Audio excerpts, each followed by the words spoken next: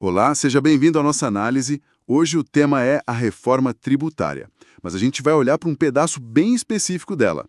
Falo das mudanças que a Emenda Constitucional 132 trouxe para aqueles impostos que, bom, já fazem parte do nosso dia a dia, né?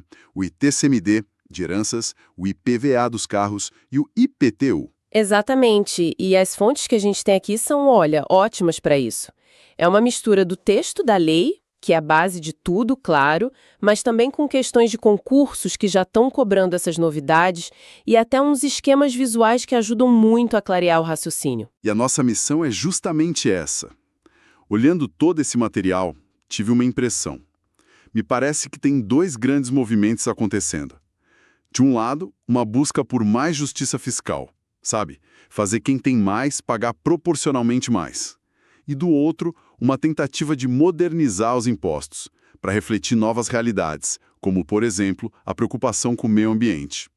A ideia é destrinchar cada mudança e ver se essa impressão se confirma. É uma excelente linha de raciocínio, porque, embora o debate público tenha se concentrado muito nos novos impostos sobre o consumo, o IBS e a CBS, a Emenda 132 realmente redesenhou a tributação sobre o patrimônio.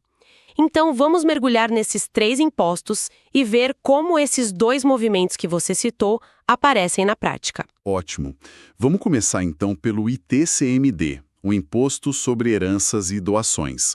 Lendo a nova redação da Constituição, uma expressão me chamou muito a atenção: deverá ser progressivo. O nosso material até sugere um mnemônico, ITCMD igual deverá. Por que essa palavra deverá é tão importante aqui? O que mudou?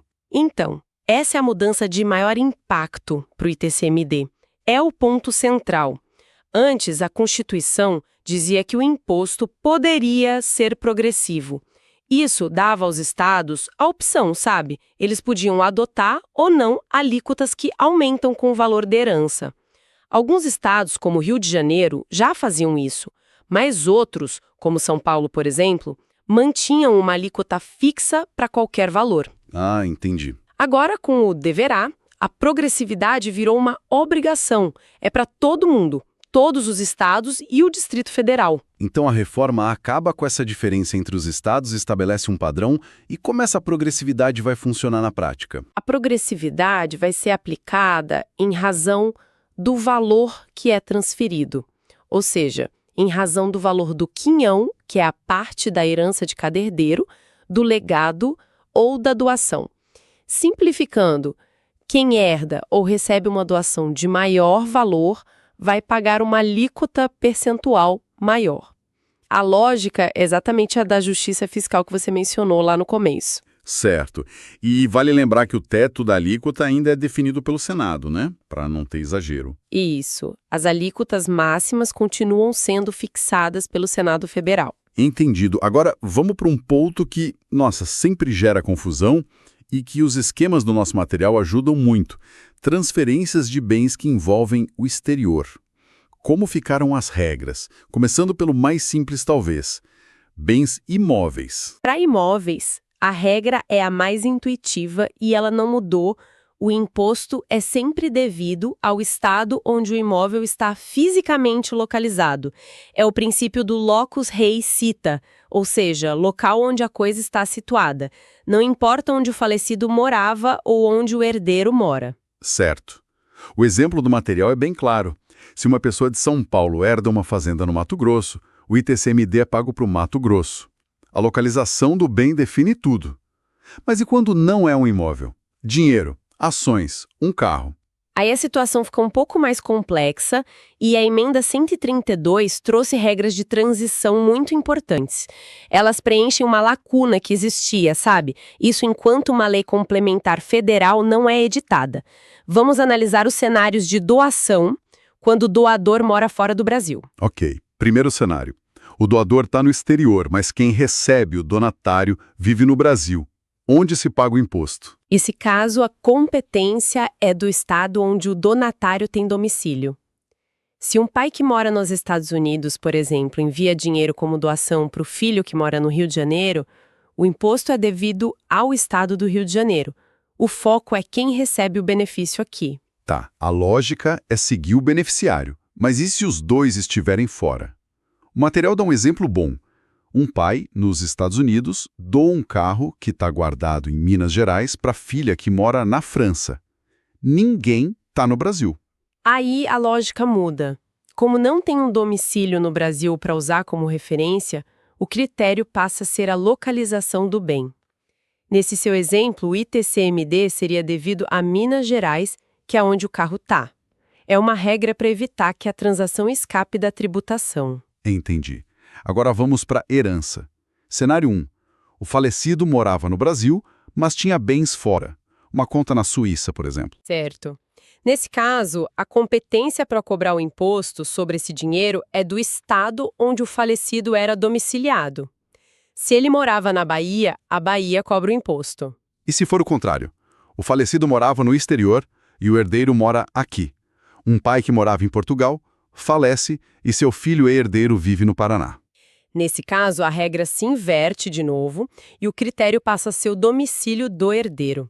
O imposto sobre os bens, mesmo que eles estejam no exterior, vai ser devido ao Paraná.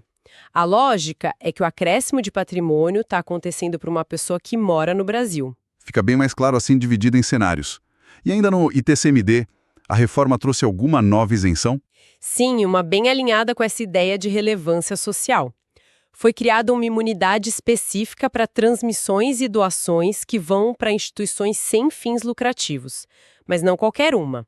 Tem que ser instituições com finalidade de relevância pública e social. Ah, isso parece um grande incentivo para doações ao terceiro setor, para ONGs. Definitivamente.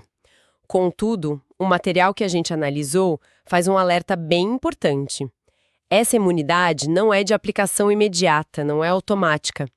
O texto da Constituição exige que uma lei complementar estabeleça as condições para que a isenção seja válida. Ou seja, a porta foi aberta, mas ainda falta a chave, que é essa regulamentação federal, para as instituições poderem se beneficiar de fato. Exato. Interessante.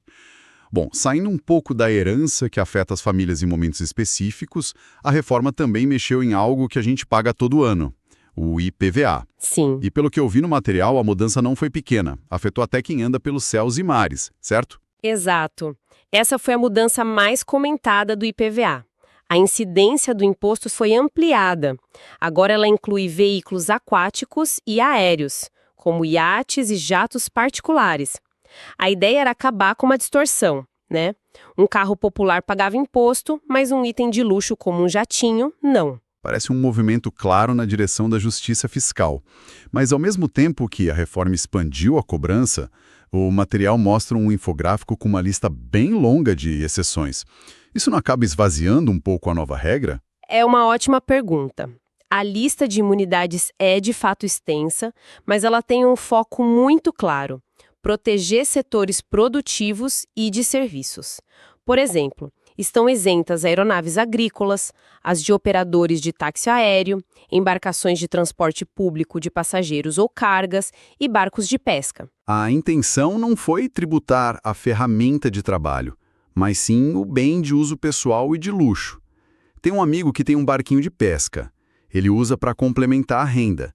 Ele vai se enquadrar nisso, então. Que bom que pensaram nesses casos. Sim, a imunidade para embarcações de pesca, inclusive artesanal, foi incluída de forma explícita. A regra mira o iate de lazer, não o barco de trabalho. Outro ponto que o material destaca e que causa confusão é sobre as plataformas de petróleo. Elas também foram incluídas na lista de isenção. Mesmo as que geram uma atividade econômica enorme. Sim, a justificativa é que elas já são tributadas de outras formas e considerá-las veículos seria tecnicamente inadequado. Certo. O foco é o patrimônio de luxo, não a produção. E lendo sobre as novas alíquotas de IPVA, me chamou a atenção a menção ao impacto ambiental. Isso é totalmente novo, né? Parece uma tentativa de usar o imposto para incentivar carros mais limpos. Exatamente, essa é a parte da modernização que você identificou lá no início. A Constituição agora permite que as alíquotas de IPVA sejam diferentes, não só por tipo e valor, mas também pela utilização e a grande novidade, pelo impacto ambiental. Na prática, isso autoriza os estados a criarem um IPVA verde, com alíquota menor por um carro elétrico em comparação com um carro a combustão de mesmo valor. Isso pode criar uma corrida dos estados para oferecer o IPVA verde mais vantajoso e atrair proprietários de carros elétricos. Uma espécie de guerra fiscal ambiental. É um cenário perfeitamente possível. Os estados ganharam uma ferramenta de política pública para incentivar a renovação da frota, e a disputa por atrair contribuintes é um elemento constante do nosso federalismo, né? Essa nova regra também se conecta com a mudança na divisão da receita. É verdade. Como ficou a divisão do dinheiro do IPVA com os municípios? A regra de dividir 50% da arrecadação continua a mesma. O que muda é o critério de qual município fica com o dinheiro para os novos alvos do imposto. Para os veículos terrestres, nada muda. Metade da arrecadação vai para o município onde o veículo está licenciado.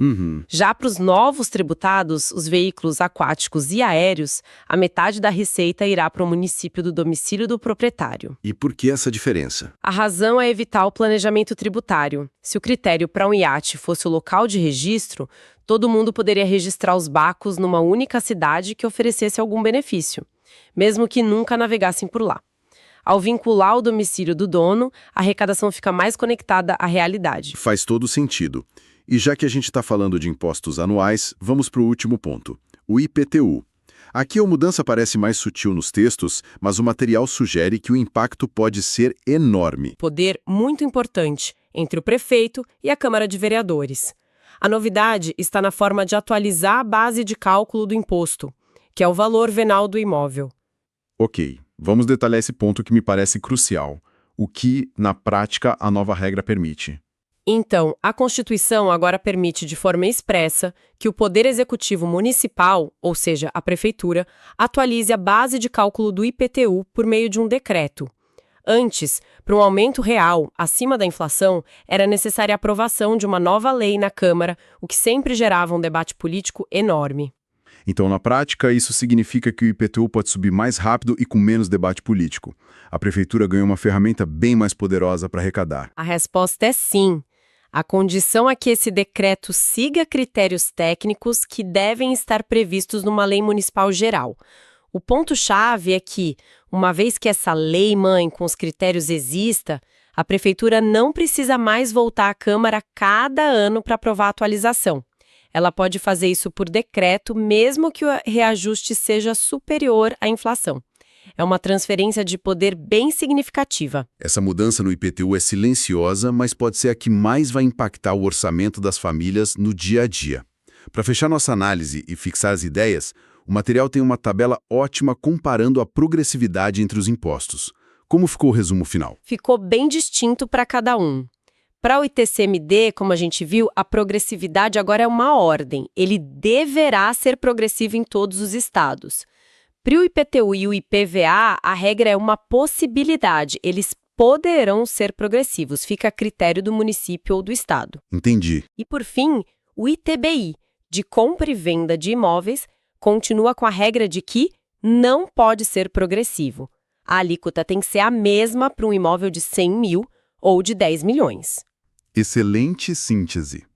Então, se a gente amarrar tudo, o que essa reforma significa para a tributação do patrimônio? Significa que estamos vendo uma tentativa de alinhar o sistema. O ITCMD se torna obrigatoriamente mais justo, em tese, e com regras mais claras para casos internacionais. O IPVA se expande para alcançar o patrimônio de luxo, que antes era isento, mas protege os setores produtivos e ganha uma dimensão ambiental inédita. E o IPTU, por sua vez, passa por essa mudança que fortalece o poder das prefeituras para manter a base de cálculo atualizada, o que pode levar a um aumento na arrecadação, mas também exige mais atenção do cidadão sobre a lei de critérios que vai ser aprovada em seu município. E qual a sua visão final sobre o impacto real disso tudo? Minha visão é que a emenda constitucional deu as ferramentas, confirmando aquela sua impressão inicial de busca por mais justiça e modernização. Contudo, o impacto real depende de como essas ferramentas vão ser usadas. As leis complementares federais e principalmente as leis que estados e municípios vão criar nos próximos anos é que vão definir o contorno final desses impostos. A reforma é o mapa, mas a jornada legislativa é que vai nos levar ao destino. Perfeito. Para encerrar, quero deixar uma provocação para reflexão inspirada em outro ponto do nosso material. Analisamos hoje as mudanças nos impostos sobre patrimônio, mas um detalhe interessante nos textos aponta para a criação de um regime fiscal favorecido para biocombustíveis e hidrogênio de baixa emissão. Isso para garantir a competitividade deles frente aos combustíveis fósseis. Fica a reflexão. Como essa nova lógica tributária, que agora inclui explicitamente o impacto ambiental como critério, poderá no futuro influenciar não só o bolso, mas também as escolhas de consumo e de investimento na direção de uma economia mais sustentável.